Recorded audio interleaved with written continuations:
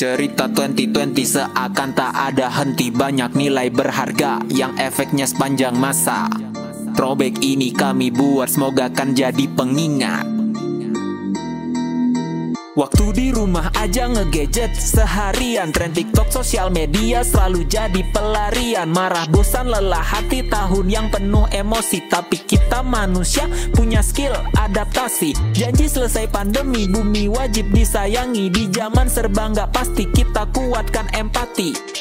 Daripada mati gaya, mending kita ngonten aja. Isinya harus bermakna, stop berkeruh dunia maya. Kami kreator narasi, yuk pahami karya ini.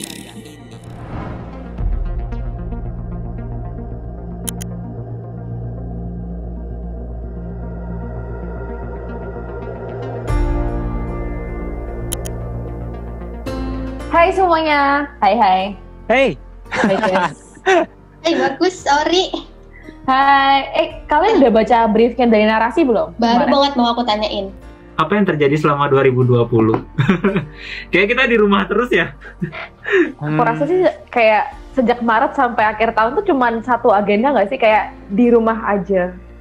Gimana kalau kita buka archive story aja? Dari banjir tanggal 1, bulan 1, tanggal 1, There bulan 2. are now 218 confirmed cases of the new coronavirus. Kobe Bryant has been killed in a helicopter crash. It happened this morning. Parasite. Emang nyawa kita di tangan Tuhan, cuma kan harus usaha kitanya. Ada ikhtiar sebelum. Kalian bikin resolusi nggak sih? Harusnya tahun ini udah mencoba membuat usaha sendiri. Tapi ya corona menyerang gitu. Kalau Ori gimana sebagai yang kemarin baru lulus?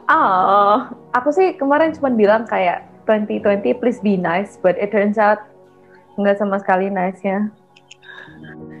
Kalau nggak salah sih tahun ini tuh isinya pengen bisa ngatur waktu, ngatur manajemen diri jadi lebih baik lagi, soalnya 2019 agak berantakan gitu. Terus pengen ya pemasukannya meningkat, terus bisa gaji naik ya? Iya, pengen liburan keluar negeri gitu. Tapi at least mengatur waktu dan mengatur manajemen diri itu meningkat sih dengan terpaksa. Awal tahun tuh banyak memes yang gitu nggak sih? Orang Indonesia kebal corona, minum jamu, minum ini. Iya nggak sih? Bener nggak? Iya. Meanwhile, duta kebal. Ya bener. Meanwhile konten-konten waktu yang aku lihat di FYP di TikTok itu, kalau awal Januari kalau orang luar kan kayak nyentuh dikit coronavirus. Iya. Kita kayak kebal kita karena penyakit orang Indonesia kan cuma masuk angin doang katanya. Tapi aku juga sempet takut sih, karena aku sampai beli makanan banyak, terus beli rice cooker buat masak-masak di kamar doang. Iya bener banget. Karena keluar takut nggak sih? Maksudnya belum ada masker tuh waktu itu sempat hilang gitu kan kayak gitu. Iya, paling sama kayak Asmi sih, yang awalnya nggak pernah nyetok, tiba-tiba nyetok mie instan, nyetok beras, terus beli rice cooker. Waktu disuruh di rumah aja, terus kita pada WFH ya nggak sih, yang sudah sebelum PSBB. Itu kalian kayak pada gimana? Ya aku ini sih, aku lebih ke yang awalnya cuman cemas karena coronanya, tapi semenjak di rumah kayak nambahnya itu cemas karena pekerjaannya. Maksudnya kayak kalian sadar nggak sih kalau misalnya WFH yang awalnya kita bisa membedakan kegiatan tuh dari tempat gitu, sekarang tempatnya di rumah doang, tapi waktunya tuh berasa berantakan gitu loh. So semua ketiplek gitu kan, dipakai gadget gitu, bahkan sampai event-event online gitu kan. Kayak konser di rumah aja, narasi kan pernah bikin ya waktu itu. Itu kan kayak semuanya. Iya, benar-benar. Gimana ya? Sekarang rasanya kayak online tuh jadi suatu hal yang wajar nggak sih? Dan malah kayak sosmed tuh jadi hiburan yang malah coping mekanisme kita nggak sih? Kayak justru kita menghibur diri dan juga kayak berkoneksi dengan satu sama lain, kayak ya live bareng, Zoom kayak ini nih. Aku ngerasa di awal-awal itu sampai sekarang pun kayaknya masih ngerasa kehilangan produktivitas sih, kayak buat berkarya. Tapi setelah aku menyadari kayak itu tuh situasi yang wajar kan, karena kayak kondisi mental kita kalau udah kurang sehat ya kita nggak bisa maksain itu juga. Yang penting kondisi kita dulu kan. Aturan ini akan berlaku mulai hari ini 24 April 2020 hingga 1 Juni. In a lot of ways what has happened. Selama over the last several weeks. Gelombang demonstrasi di Hong Kong tak juga tindakan kita, keputusan kita, kebijakan kita. Berarti tuh waktu nyepi di kosan juga. Iya, sempet ngerasa ya beneran sepi sih, nyepi tapi nggak berasa nyepi sih menurutku, karena kalau nyepi di Bali kan bener-bener mati total ya, maksudnya kalau listrik dan segala. Ya ngerasa banget homesicknya, sempet nelpon, sempet nangis juga.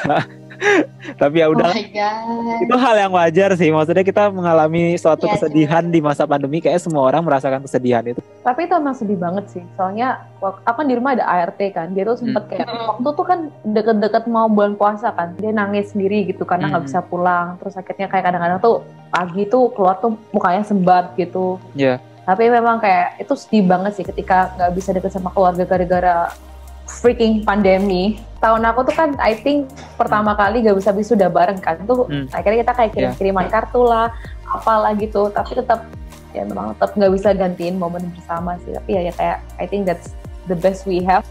Ketika masa susah gini tuh kerasa nggak sih kalau misalnya kita tuh juga showing one of the best side of humanity, justru kayak ketika kita semua kayak diperes gitu, malah kayak oh ternyata meskipun lo udah kering lo tetap bisa berbagi ya. Sapardi Djoko Damono mengembuskan napas terakhir di Eka Hospital BSD Tangerang Selatan pukul 9.17 waktu Indonesia Barat.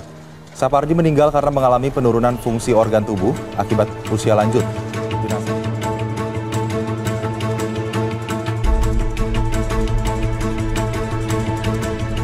Anyway, pas abis lebaran tuh ada campaign BLM. Kalian ngikutin gak sih? Itu sedih banget sih, karena kayak istilahnya di tengah pandemi, rakyat harus tetap turun ke jalanan untuk menunjukkan ke pemerintah bahwa we are your people and we have our own voice, and kita mau membela diri kita sendiri di tengah pandemi yang harusnya kita semua kayak mengutamakan kesehatan kita. Itu aku sedih banget sih. Jadi kayak mungkin ya cukup bagus lah kita ngomongin BLM, akhirnya banyak orang yang bikin itu jadi gateway, akhirnya lo ngikutin BLM. Ini lo di Indonesia ada yang rasis sama orang Papua, ada yang rasis sama orang ini, kayak ya even if it's sad it happens in the pandemic, tapi itu lumayan keren sih. People showed their power. Salah satu yang sampai sekarang aku tetap jalanin adalah bercocok tanam, istilahnya berkebun, pagi-pagi tiap pagi kayak nyiram tanaman, terus ngajak ngobrol, tumbuh lebat ya. Kayak kalau pas layu, aduh maaf ya aku lupa nyemprot kemarin. Cuman itu jadi hiburan yang sederhana gitu loh, karena kan kayak hiburan di teknologi itu udah terlalu banyak distraksinya ya. Jadi kayak ketika ada hiburan dari alam, why not gitu. Tapi emang sih semoga ya ketika kalau misalnya pandemi ini selesai, aku berharap semoga kayak orang-orang Indonesia tetap bisa relate sama alam gak sih? Kayak sekarang udah ngerasain langitnya bisa biru, semoga tetap biru ya guys, supaya kita kayak refleksi gak sih, kita udah ngapain aja menyakiti alam kita. Semoga kebiasaan pandemi yang kita naik sepeda dan semuanya itu tetap terjaga lah, semoga. Iya, termasuk bercocok tanam ya, bagus. Ngobrol sama tanaman juga. Ini boleh diajak ngobrol teman saya. Di Jakarta, demonstrasi berujung ricuh.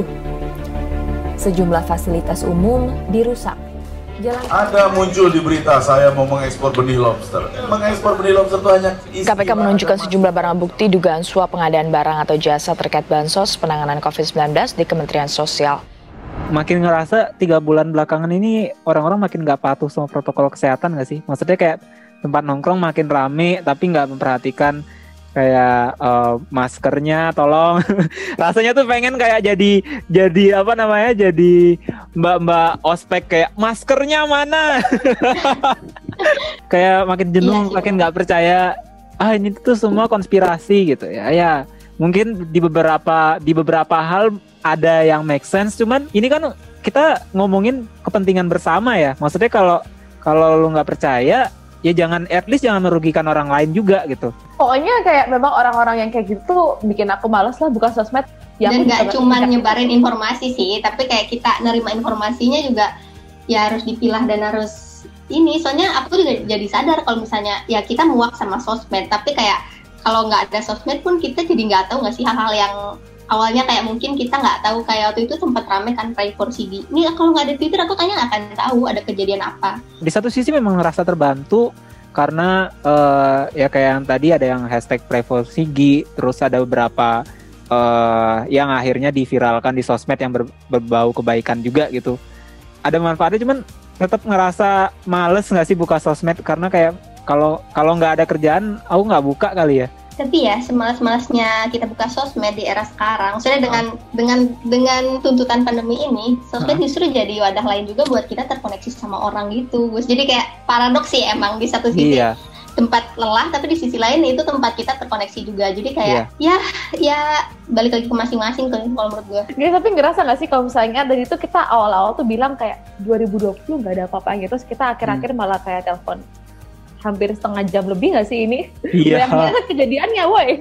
Tahun ini tuh banyak buruknya, tapi kayak ternyata ada yang bisa aku petik juga. Jadi kayak tahun depan nanti kalau mau buruk, mau sedih, mau gimana lagi, aku udah latihan dalam tanda kutip. Jadi kayak aku siap-siap aja untuk menghadapi segala emosi diriku sendiri karena aku sudah pelajari di tahun ini. Bener-bener, meskipun kita fisiknya nggak kemana-mana, ini juga kayak mentalnya kemana-mana nih. Ya, bener. Berarti dari kejadian-kejadian itu kan kayak sebenarnya manusia tuh memang mampu beradaptasi ya. Cuman akhirnya yang memutuskan itu adalah dirinya sendiri kan. Bagaimana tindakannya, bagaimana sikap kita untuk merespon kejadian-kejadian itu. Jadi ya kalau bisa kita mengandalkan kebaikan untuk sesama, saling berempati sesama manusia kalau misalnya lagi kesusahan. Jadi biar kita bisa bareng-bareng survive gitu di tengah kondisi yang kedepannya pasti tidak pasti juga. Kayaknya udah mulai menemukan titik terang nggak sih gimana project Kaleidoskop kita ini bikinnya kayak gimana? Nanti kita sambil meeting ulang lagi nggak sih Kaleidoskopnya mau kayak gimana? Bener nggak? Iya benar-benar. Boleh. Poin-poin yang tadi ya. Nanti aku bikinin ini ya, bikin grup WhatsApp ya. Oke. Boleh. Oke. Dadah. Sehat-sehat ya. Sehat-sehat.